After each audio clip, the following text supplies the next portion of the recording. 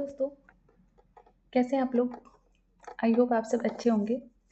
तो आज मैं आप लोगों से ना यूपी लोअर पीसीएस के एग्ज़ाम के बारे में डिस्कस करूँगी। उसका सिलेबस क्या है, उसकी स्ट्रैटेजी क्या होनी चाहिए। तो सबसे पहले तो आप लोगों को पता होना चाहिए कि एग्ज़ाम की डेट आ चुकी है। तो एग्ज़ाम की डेट क्या है? 23 अगस्त। और आज ही नोटिफ़िकेशन आया है कि आपके फॉर्म भरने की डेट बढ़ा दी गई है। अब वो हो गई है लास्ट जून तक। एग्ज़ैक्ट डेट मुझे याद नहीं है। आई थिंक 28 या 25 जून तक कर ली है। तो आप लोग देख लीजिएगा नोटिफिकेशन में। और पेमेंट की जो डेट है वो 2 जुलाई कर दी गई है। तो जिन्होंने भी अपना फॉर्म नहीं भरा है, सबसे पहले वो जाके फटाफट अपना फॉर्म फिल करें। उसके बाद आपका जो एग्ज़ाम है वो है 23 अगस्त को। तो अगर आप देखें तो आपके पास ऑलमोस्ट कितने दिन बचे हैं? आप देखिए,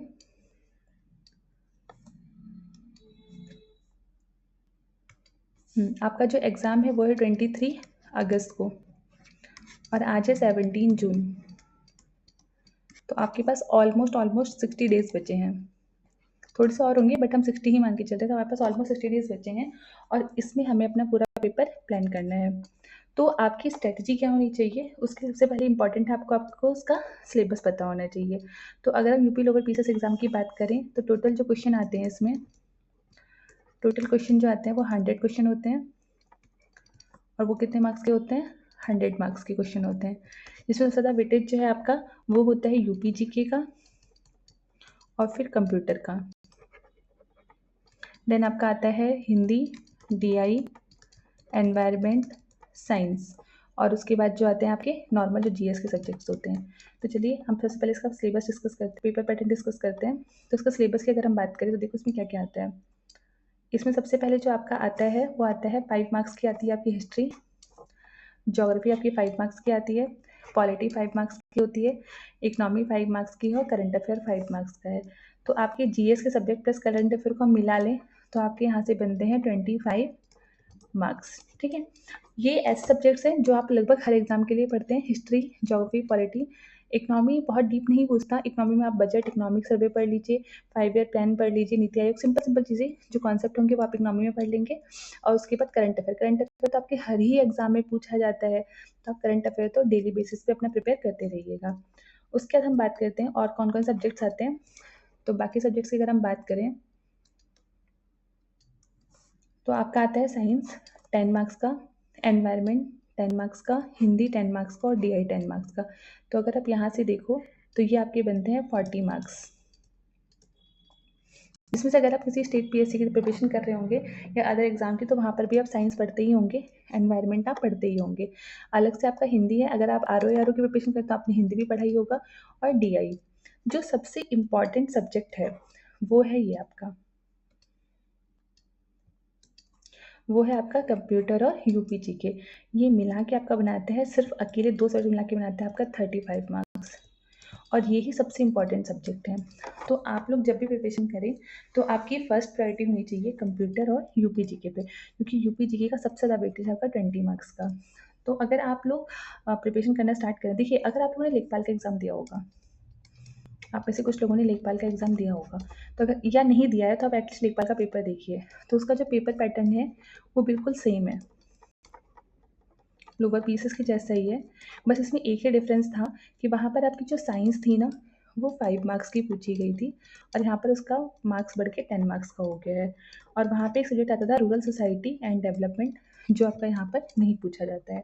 बस यही डिफरेंस है, बाकी कोई डिफरेंस नहीं है। तो अगर आपको पेपर उठा के देखेंगे ना तो आप देखेंगे कि आपकी यूपी जी की कंप्लीट 20 मार्क्स की पूछी गई थी और कंप्यूटर कंप्लीट 15 मार्क्स का था, डीआई कंप्लीट 10 मार्क्स की थी, हिंदी मतलब जो इन्होंने सिलेबस दिया है एग्जैक्ट वही सिलेबस एग्जाम में भी आया था।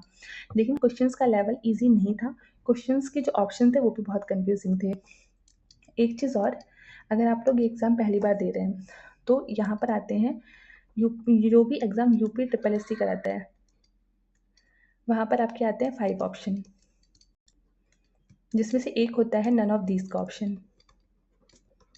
और ये ऑप्शन बहुत ट्रिकी होता है, इसमें बहुत से बच्चे कंफ्यूज होते हैं। तो आपको इस ऑप्शन पे भी ध्यान देना पड़ेगा, यानी कि आपको थोड़े से मॉक टेस्ट की प्रैक्टिस भी करनी पड़ेगी, क्योंकि जब आप मॉक टेस्ट लगा लेंगे ना तो आपका जो कन्फ्यूजन है वो दूर हो जाएगा और आप ना इसी टाइप के पेपर को देने की आपको प्रैक्टिस हो जाएगी, तो वहाँ जाकर आप कन्फ्यूज़ नहीं होंगे। तो ये कुछ बातें थी जो इम्पोर्टेंट थी। चलिए अब हम बात करते हैं स्ट्रेटजी की कि हमें पढ़ाई कैसे करनी चाहिए। तो मैं अपने अकॉर्डिंग आपको स्ट्रेटजी बताती हूँ कि आप लोग को क्या करना चाहिए, बाकी आगे आपकी मर्ज़ी है। तो मैं यहाँ पर ही बताती हूँ। आप अपने दिन को ना 3 स्लॉट में डिवाइड कर लीजिए। आप अपने दिन को 3 स्लॉट में डिवाइड करिए। वेट आप अपने दिन को 3 स्लॉट में डिवाइड करिए। स्लॉट 1, स्लॉट 2, स्लॉट 3 और एक स्लॉट क्या उसे सिंपल एक डाल दीजिए करंट अफेयर के लिए, ठीक है? अब आपको करना क्या है, स्लॉट 1, स्लॉट 2, क्योंकि आपको जिस तरह से एग्ज़ाम आ रहा है और जिस हिसाब से कॉम्पिटिशन है, आपको पढ़ाई करनी पड़ेगी और आपको टाइम देना पड़ेगा। तो स्लॉट 1 में आप क्या करिए ना, सबसे पहले प्रायोरिटी जो आपको देनी है वो देनी है यूपी जीके और कंप्यूटर पर। आपको किस पे देना है, यूपी जीके और कंप्यूटर पर, क्योंकि ये दोनों मिला के आपका 35 मार्क्स बना रहे हैं। अगर आप इसमें से 30 मार्क्स भी ले आते हैं तो आपका काफ़ी काम तो यहीं से हो गया। तो आपको सबसे पहला जो काम करना है वो करना है यूपी जीके पे और कंप्यूटर पे। तो अकॉर्डिंग टू मी आपको आपके पास ऑलमोस्ट 60 डेज़ हैं। 30 डेज़ आप दीजिए अपना अच्छे से यूपी जीके पे और उसे डिटेल कवर करिए। और प्लस साथ में आप जितने भी पीवाईक्यू हैं, यूपी ट्रिपल एससी के जो भी एग्ज़ाम हुए हैं, चाहे वो पेट हो, चाहे वो लेखपाल हो, या इवन यूपी एसआई वगैरह के एग्ज़ाम जितने भी हैं, सारे के सारे एग्ज़ाम लोअर पीसीएस का जितने भी जूनियर असिस्टेंट का सारे एग्ज़ाम के आप पीवाईक्यू लगा लीजिए। और उसके बाद आप मॉक टेस्ट तो आप बाद में लगाएंगे जब आप इसको अच्छे से पढ़ लेंगे। उसके बाद नेक्स्ट 30 डेज़ जो आपके पास बचेंगे, नेक्स्ट 30 डेज़ उसमें से इवन 25 डेज़ तक की आप कंप्यूटर को ख़त्म कर लीजिए। ये आपका होना चाहिए स्लॉट 1। हर दिन आप एटलीस्ट 2 से 3 आवर देंगे ना, तो इवन आप ये 30 डेज़ में नहीं, 15 डेज़ में, 30 डेज़ में आप दोनों सब्जेक्ट भी कवर कर सकते हैं। अगर आपके पास ज़्यादा टाइम नहीं है तो एटलीस्ट आप 2 आवर्स तो इस सब्जेक्ट को दीजिए ही दीजिए। फिर स्लॉट 2 आप उन सब्जेक्ट्स को दीजिए जो आपके 10 मार्क्स के हैं। जैसे आपका हो गया हिंदी, आपका हो गया एनवायरनमेंट, आपका हो गया साइंस और आपका हो गया डीआई। देखिए जिन बच्चों का मैथ्स स्ट्रांग है तो उनको हर दिन डीआई करने की ज़रूरत नहीं है, बट फिर भी आपको डीआई प्रैक्टिस में रखना है। तो आप ऐसा कर सकते हैं कि आप एवरी संडे 2 से 3 डीआई सॉल्व कर लीजिए, आपका काम हो जाएगा उसमें। उसके अलावा हिंदी, एनवायरनमेंट, साइंस आप इसको 10-10 डेज़ का या 15 डेज़ का टारगेट बनाइए और इन सब्जेक्ट को ख़त्म कर दीजिए। देखिए साइंस पे थोड़ा फोकस ज़्यादा करिएगा।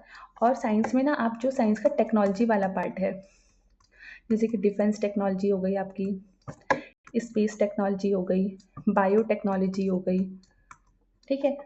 ये इन सब चीज़ों को भी आप बिल्कुल मत छोड़िएगा। साइंस का बेसिक पार्ट तो करेंगे ही, PCM physics chemistry bio, PCB sorry, physics chemistry bio तो आप करेंगे ही करेंगे ना।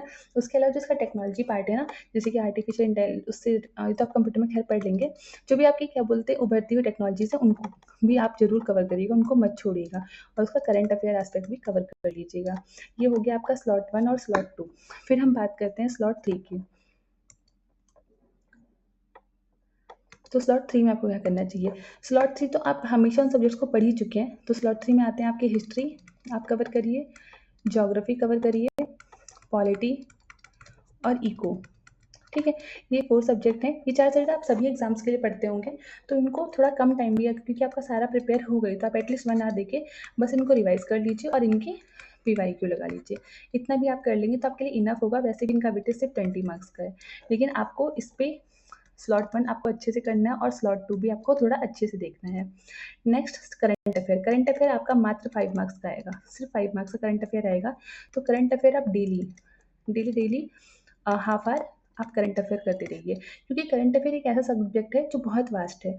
तो आप एक दिन में उसको कवर भी नहीं कर सकते हैं, बट अगर आप हर दिन हाफ हाफ आवर करते रहेंगे ना, तो आपको वो टॉपिक्स पता होंगे। और एग्जाम में क्योंकि सिर्फ इसका वेटेज 5 मार्क्स का ही है, लेकिन अगर आप और एग्जाम्स को भी फोकस कर रहे हैं तो वहाँ पे तो करंट अफेयर इंपॉर्टेंट होता है। तो मैं तो कहती हूँ कि अपनी हैबिट बना लीजिए कि एवरी डे आपको किसी भी टाइम हाफ आवर तो करंट अफेयर देखना ही है। आप ऐसे देख लीजिए आज क्या हुआ, न्यूज़ में क्या था, क्या क्या इंपॉर्टेंट चीज़ें थी, बस उसको एक हाफ आवर या 1 आवर के लिए आप डेली करंट अफेयर प्रैक्टिस किया करिए। तो ये कुछ मेरी तरफ से एक स्ट्रैटेजी थी जो मुझे लगा मैं आपको बता दूँ।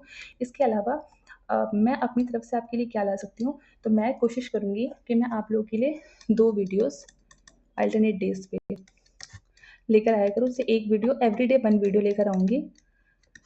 उसमें से एक वीडियो जो होगी वो होगी आपकी यूपी जीके और कंप्यूटर के ऊपर, और एक वीडियो मैं कोशिश करूँगी कि एनवायरनमेंट, साइंस और हिंदी पे बना दूँ, और बाकी अगर आप लोग डिमांड करें तो मैं डीआईपी वीडियोस बना दूँगी। जीएस का पार्ट अभी मैं नहीं ट्राई करूँगी, पॉसिबल हुआ तो मैं डाल दूँगी वीडियोस, बट मैं आप लोगों से कोई श्योरिटी नहीं दे सकती हूँ, क्योंकि जीएस आप लोग हमेशा ही पढ़ते हैं, कहीं न कहीं से आप लोग पढ़ ही रहे होंगे। तो एक तो यूपी जीके आपको फॉर श्योर शॉर्ट है कि आपको हर दिन एक वीडियो मिलेगी ही मिलेगी। साथ में अगर पॉसिबल हुआ तो मैं अल्टरनेट डेज़ पे आप लोगों को एनवायरनमेंट, साइंस और हिंदी की वीडियो प्रोवाइड करवा दूँगी। पहले हम स्टार्ट करेंगे यूपी जीके से, जब हमारा यूपी जीके कंप्लीट हो जाएगा फिर हम आएँगे कंप्यूटर पर। इसी तरीके से इसमें हम पहले स्टार्ट करेंगे एनवायरनमेंट से, एनवायरनमेंट हो जाएगा फिर हम करेंगे साइंस, और साइंस के बाद हम करेंगे हिंदी। जीएस जैसा होगा, अगर नहीं हुआ तो मैं आपको वीकली एक वीडियो प्रोवाइड करवा दिया करूँगी जीएस की। ठीक है? इसके अलावा जब ये सिलेबस कंप्लीट हो जाएगा उसके बाद या इनके साथ ही जैसा भी मेरे को ठीक लगेगा, मैं आप लोगों को पीवाईक्यू भी कोशिश करूँगी कि हो जाए। अगर मुझसे पॉसिबल तो मैं आपको पीवाईक्यूज़ करवा दूँगी। तो अगर आप लोगों को मेरी स्ट्रैटेजी अच्छी लगी और आप लोग चाहते हैं कि मैं रोज़ आप लोगों के लिए वीडियोज़ लेकर आऊँ, तो आप लोग चैनल को सब्सक्राइब कर लीजिएगा, बेल आइकन को प्रेस कर दीजिएगा, ताकि नेक्स्ट जो भी नोटिफ़िकेशन आएगा उसका आपको कोई भी वीडियो आएगी उसका नोटिफ़िकेशन मिल जाए। और इस चैनल को ना, अगर आपको लग रहा है कि आपको कंटेंट पसंद, मैं कुछ कंटेंट डालूँगी, आप लोगों को लगता है कि कंटेंट अच्छा है और आप लोग इससे पढ़ सकते हैं, तो प्लीज़ चैनल को आप थोड़ा-सा लाइक, शेयर भी कर दीजिएगा। Thanks for watching.